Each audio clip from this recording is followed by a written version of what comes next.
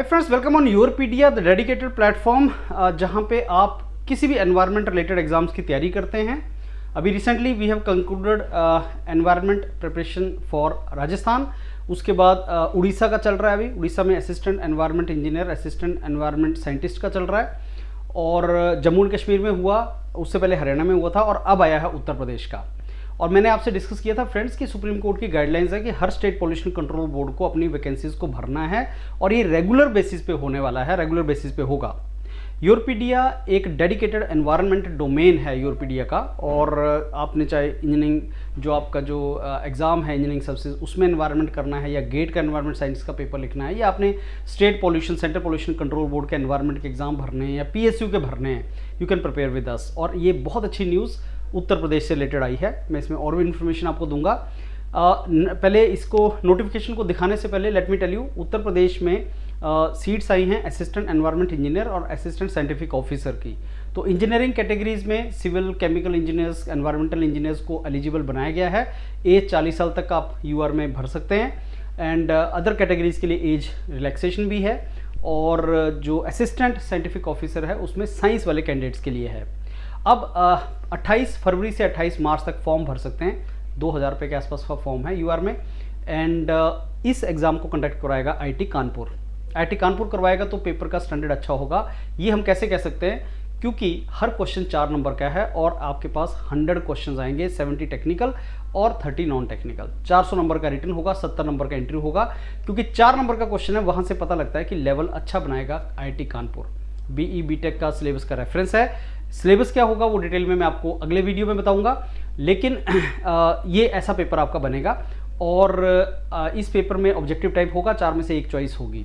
Difficulty level और paper का जो सिलेबस है वो डिटेल में मैं बाद में डिस्कस करूंगा।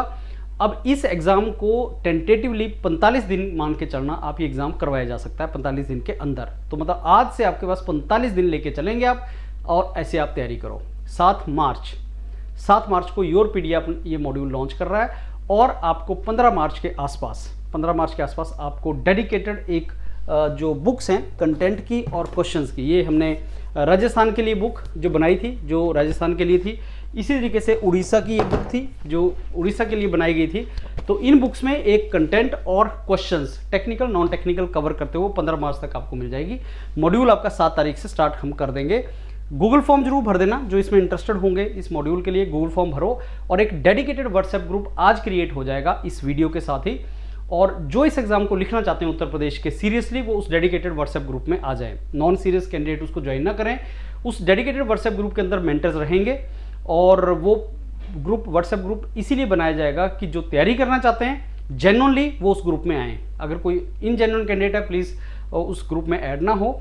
और उस ग्रुप में हम डिटेल में बताते जाएंगे कि क्या कंटेंट, कैसे आपको तैयारी करनी है, वो सारा उसमें हम शेयर करेंगे। और अगर आपको मॉड्यूल लेना है तो आप गूगल फॉर्म भर दीजिए।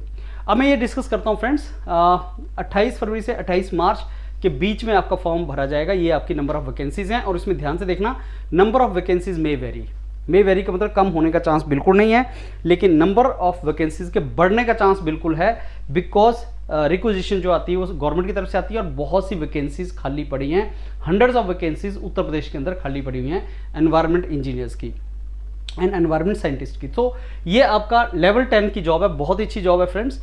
और रिजर्वेशन जैसी होती है उसी तरीके से रिजर्वेशन दिया गया है।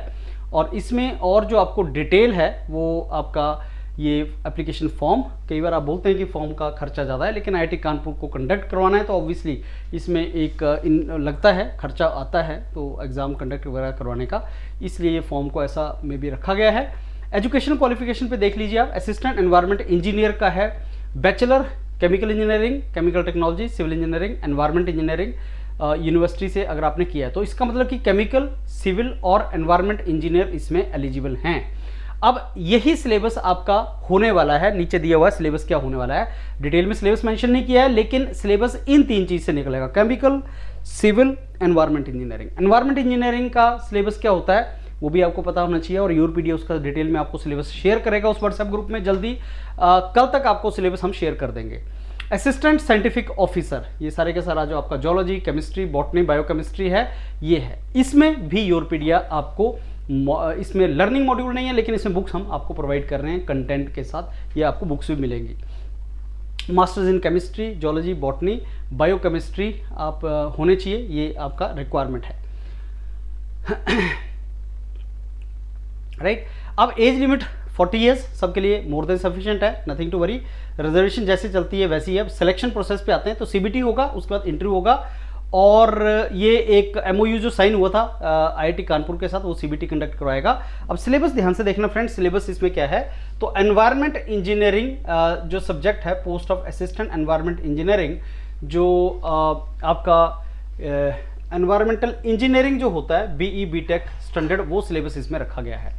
एनवायरमेंटल इंजीनियरिंग, अब एनवायरमेंटल इंजीनियरिंग बीई बीटेक का टिपिकल जो सिलेबस है, वो हम अलग अलग इसका सिलेबस को एनालिसिस करेंगे। आईआईटी कानपुर जिसका एनालिसिस कर सकता है, उसी तरीके से हम पूरे का पूरा सिलेबस फ्रेम करेंगे।